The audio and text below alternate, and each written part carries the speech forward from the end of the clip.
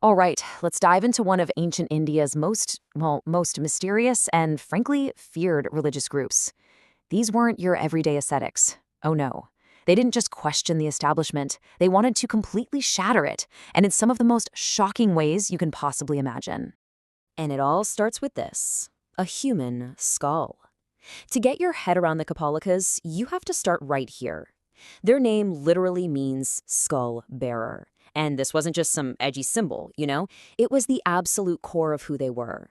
This one image was meant to do one thing: provoke, to shock, and to draw a massive line in the sand between them and, well, everyone else.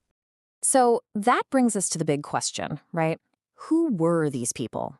Were they some kind of enlightened sages just on a really radical path to liberation? Or were they something much darker, depraved cultists caught up in gruesome rituals? The tricky part is, the answer, or what we think is the answer, is almost completely buried in stories told by the people who hated them the most. Okay, so let's get into it. The Kapalikas were what you'd call an anti-Brahmanical cult. Basically, that just means they were completely against the established religious order of the day, the system that set all the rules for society. It's thought that they grew out of an older group, the Pashupata Shaivites, who were also big worshippers of the god Shiva. And when you look at the old text, they paint a pretty wild picture. I mean, just try to imagine this. A figure, their bodies smeared with ashes from a cremation ground, carrying a trident, and, yep, using a human skull as a bowl to beg for food. These guys were outsiders, and they chose to be. They often traveled with a female partner called a Bhairavi and lived totally outside the normal rules of society and the caste system. Okay, and this is where things get really, really tricky. The problem is, we don't have a single word written by the Kapalikas themselves. Not one. Everything we think we know about them comes from other people. People who had some very strong, and often completely opposite, opinions. I mean, the difference is just night and day. On one side, you've got a really respected author, Banabat, who talks about a Kaapalika sage being this powerful, wise soul. But then you have a whole bunch of other stories that paint them as these sadistic, pleasure-seeking fanatics obsessed with dark magic. How do you even begin to square those two images? It's almost impossible. And if you want to see just how bad the bad press could get, check this out. There's this story from a biography of the famous philosopher Shankara. A Kapalika apparently walks right up to him and says, "Hey, listen, to please my god Bhairava, I need to sacrifice the head of a king or a sage, and buddy, you're the one I've chosen." I mean, come on, that is straight out of a horror movie. So you have to wonder, where did a group this extreme think they came from? What was their story? Well, their origin story isn't meant to be taken as literal history. It's more of a powerful myth, one that really explains how they saw the world and their own role in it. And oh boy, is it dramatic. So the story goes like this. The 24 avatars of the god Vishnu get drunk on their own power and start wrecking everything. This makes Shiva furious. So he transforms into 24 Kapalikas. Each one of them then hunts down one of Vishnu's avatars and beheads them. They then carry the skulls around as a symbol, a warning, until the pride of those avatars is finally shattered. But here's the key thing to understand. This story is really an allegory. It's not just about gods fighting. It's a symbolic story about a very real conflict happening on the ground. The clash between these outsider tantric schools, represented by Shiva and the Kapalikas, and the mainstream religious establishment, represented by Vishnu. It's a rebellion story, It's all about knocking the powerful off their pedestal. Okay, so that's the big idea, the worldview. But how did that actually play out in real life? Why the skull? Why cover yourself in ashes from a funeral pyre?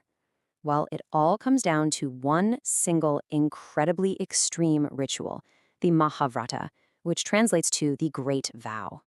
So what is the Mahavrata? It's a kind of penance, or ritual meant to wash away the absolute worst sin you could commit in that society, killing a Brahmin, a priest, or a holy man. When someone took this vow, they were essentially acting out a myth where Shiva, in his scariest form as Bhairava, actually beheaded the creator god Brahma. The whole point was to mystically become one with their god by going through this insane ritual. And get this, the commitment level here is just off the charts.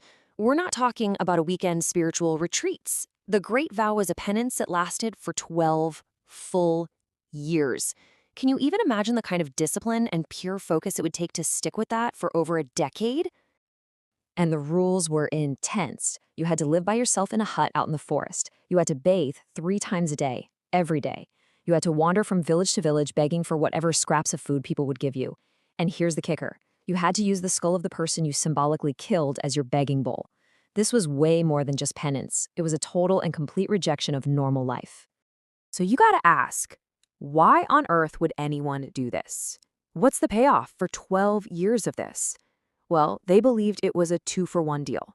On the one hand, in the physical world, they were aiming to get cities, basically magical powers, like being able to fly or see the future. But the ultimate spiritual goal? That was liberation. And their version of liberation was, pretty unique. They described it as an eternity of nonstop sexual bliss. So, where did they go? What happened to the Kapalikas? Well, as a specific identifiable group, they just kind of vanished. They fade out of the historical record.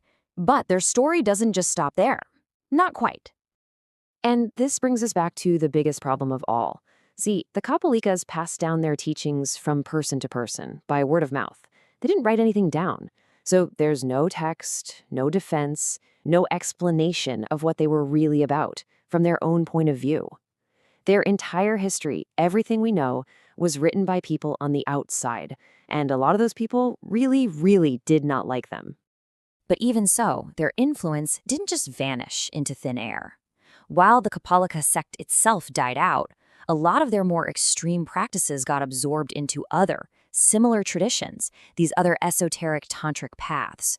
You can actually still find echoes of their rituals today in some places, especially in remote parts of the Himalayas. The skull bearers themselves are gone, but you could say their shadow still lingers. And that really leaves us with one last big question to think about. The story of the Kapalikas is this incredible reminder that history isn't always what happened. It's what got written down, and it's usually written by the winners. So when a whole group of people leaves no voice of its own, when all you have are the stories told by their enemies, what do you really have? Is that history?